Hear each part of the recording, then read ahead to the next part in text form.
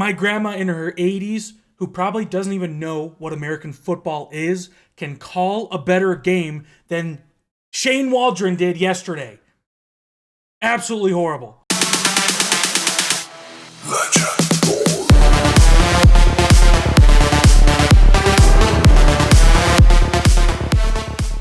You want to see my reaction to that call on the goal line yesterday? Let's go ahead and watch it. 4th and goal. Little Herbert in the backfield. That's Swift. Caleb Williams pitches it to Swift and he loses yards. Oh my God, that was so embarrassing. That is so embarrassing. That was the worst play I've ever seen, I think, in my life. That was the worst play I think I've ever seen in my entire life. That's what you call. Against this dog shit defense.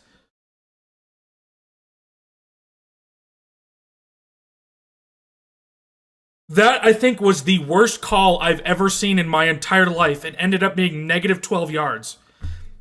DeAndre Swift got tackled for negative 12 yards at the goal line. Listen to what I just said.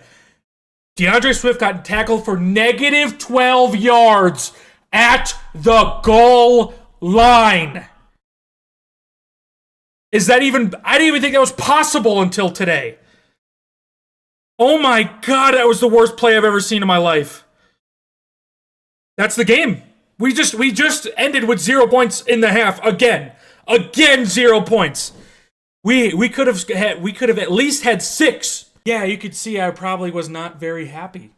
I was not very happy. I went live yesterday during the game for the first time ever, and it was probably one of the worst games to go live. I actually didn't feel as bad as I did last week, which is weird because this was such a winnable game, and we ended up losing the way that we did. But Caleb played better. That's kind of why I didn't feel that bad. Obviously, he didn't play amazing. He didn't play, all that great, but he also didn't play that bad. Our offensive line played a little bit better. Based off of last week. I have a Caleb shirt that my girlfriend's mom bought this for me at Jewel Osco, so just like, sure, I'll take it. And I'm wearing it, so I just got it yesterday. Anyway, this coaching staff, man, holy shit. That is the main reason I am so worried about this team. It's not Caleb, it's not Roma Dunze. The main reason is our offensive line that's actually on the roster. But off the roster, it's the coaches. The coaches, oh my God, it was a coaching disaster yesterday. Matt Eberflus didn't know how to head coach. He doesn't know how to head coach. He doesn't know. He doesn't know when to take timeouts. He doesn't know when to challenge. He doesn't know when to just, sit down and go to the locker room for halftime. He doesn't know how to do any of that stuff. His calls are almost always the wrong calls. Now, is he a good defensive coordinator? Sure, he's a good defensive coordinator. As a coach, as a head coach who runs the entire, squad, who runs the entire team, no, he's not a good head coach. And them hiring Shane Waldron, I was skeptical. I was kind of weary about it. And my worries were true. Okay? They were justified. That's what I'm trying to say. He has been, through 3 weeks so far, he has been a worse play caller than Luke Getsy. I'm already saying that. Already. Luke Getsy can at least run the ball. And it may be DeAndre Swift because they're forcing DeAndre Swift to take the workload because they paid him so much fucking money to do so. And he is playing like absolute goddamn ass 3 weeks in a row. The dude cannot run the ball for the life of him. His vision is horrible. His elusiveness is horrible. He is the 3-yard merchant. He is a 3-yard merchant. Every time he gets the ball, he runs it between 1 and 3 yards. That is it. I don't think he's even broke one for even 5 to 9 yards this season. I think he's maybe gotten 5 yards one time. But he is averaging like 2 to 3 yards per carry. Last game, he averaged like 1.8 yards per carry. That is like generationally bad. So if we're not going to have a run game, no wonder why Caleb cannot get the throwing game or the passing game going either. And that could be why Shane Waldron's having him throw it 55 times a game. Because he knows how bad his run game is, even though when Roschon Johnson is out there, he's averaging like 5 or 6 yards per carry. He is by far our best back, and for some reason, he's our running back number 3. Simply because of the money that they're making. It's that simple. DeAndre Swift is making the most money, so he's getting the workload, even though he's the worst, I think, of the 3.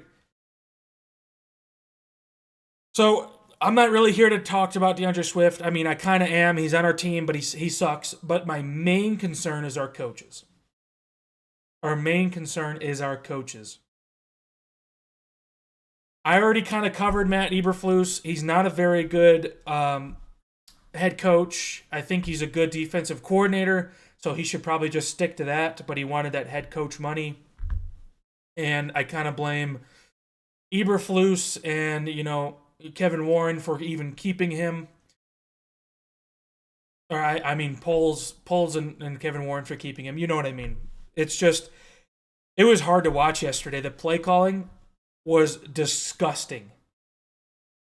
At the goal line, you already saw that, but at the goal line, they call a RPO screen, not screen, but it was like a pitch to the left, and there was no blockers. All of the blockers, look at this picture here. All of the blockers were on their ass, and there was just no Bears anywhere. So I don't even blame DeAndre Swift for that. I blame the play calling and the offensive line combined for that. That was one of the worst play calls / offensive performances in a single play that I've ever seen in my entire life. That was horrible. For one, the play call, why are we pitching it to the left 5 yards behind the line of scrimmage for DeAndre Swift, who can barely even get a yard? That's my one complaint. That's my complaint about that play call. Absolutely horrible play call. Horrible, horrible, horrible. I could have called a better play in my sleep. And then the offensive line, the coach, Chris Morgan, needs to go. Needs to go. Through 3 games, it looks like every single person on the offensive line has regressed from last year. Regressed. Okay, our Cody Whitehair was a generational, horrible center last year, and he's playing good for the Raiders, or at least decent for the Raiders. I didn't think we can get worse. Coleman Shelton, horrible. Matt Pryor, horrible. So I understand we're still technically rebuilding. I think next year is going to be like our try to contend year. But Ryan Poles has done virtually nothing to even try to fix this. Yeah, he put a decent rookie at right tackle, but keeping that same offensive line coach just obviously was not the answer, and I blame him, Matt Eberflus. I blame everybody, even George McCaskey. I blame George McCaskey for fucking everything because he's at the top. I blame Kevin Warren because we can't get this offensive coaching staff ever correct. Ever. I already went over this. It's the coaching, man. I mean, I don't think Caleb is the issue. I think Caleb has some work to do, obviously, with the overthrows and the inaccuracy. I mean, it's his 3rd game ever. Everyone needs to chill. So I'm not so much worried about Caleb as I am our offensive coaching staff and our offensive play calling, because that has been absolute abysmal through 3 weeks, and I think it's been worse than last year. See what happens when you get Cole Kmet in the lineup? He gets 100 yards. He gets a touchdown. He was wide open on that touchdown. So stop forcing it down Gerald Everett's throat. Stop forcing it down DeAndre Swift's throat when you have better players. I think Rome Odunze is going to be our best wide receiver possibly by the end of the year. That's how good of a game he had. So we should have won this game. We should have won this game. 100% we should have won this game. The Colts are not a good team. That was probably the easiest game we've played all season and might be the easiest game we play all season. Anthony Richardson is a bad quarterback. He is a horrible quarterback. I'm not sugarcoating it. He is a very bad quarterback. He kept on throwing easy interceptions, throwing inaccurate passes, threw a pick at the goal line. He missed Jonathan Taylor on that wheel route. Not a good quarterback. At least yet. So far, right now. I'm talking about right now. In the future, maybe. He's got the potential. Right now, in that game specifically, he played like absolute trash. And we still let them win. He had some good throws. Like Alec Pierce was wide open. So, I mean, technically not a very good throw. He had some good throws, too. I mean, just not good by Anthony Richardson. And our offense just could not keep up. Still, with that bad Colts offense, our offense just still couldn't keep up, even though on paper we have a way, how many times do I have to say it? Way better offense than them. Besides Jonathan Taylor, obviously they have him, who's a huge piece. But Michael Pittman Jr. doesn't scare me. Alec Pierce doesn't scare me. Josh Downs doesn't scare me. Anthony Richardson definitely does not scare me. He was a horrible quarterback yesterday. So our offense on paper is way better than theirs. And we still could not keep up with them. And they only scored 21 points. And they shouldn't have even scored 21 points. Our defense was hanging on for dear life. They were like, please, offense, do something. Score some points, man. And eventually they got gassed and they got tired, which I don't blame the defense at all for that Jonathan Taylor drive. They just kept handing it off to Jonathan Taylor, and he got 20 yards each time he touched the ball. I don't blame the defense because they were holding him the whole time, and then they eventually just got gassed. Like, we cannot keep doing this. So I don't blame them at all for that. So let me know what you guys think in the comment section below. I'm not as mad as I was last week about this, but I'm because Caleb showed me something. That's what I asked for. That is what I asked for last week. I said, Caleb, please show me something. Show me you're the guy. And he did. He showed me something. Now, he still has a lot to work on. He had one bad pick, and then the other pick I wouldn't even count. That was kind of Roma Dunze's fault. It hit him in the hands.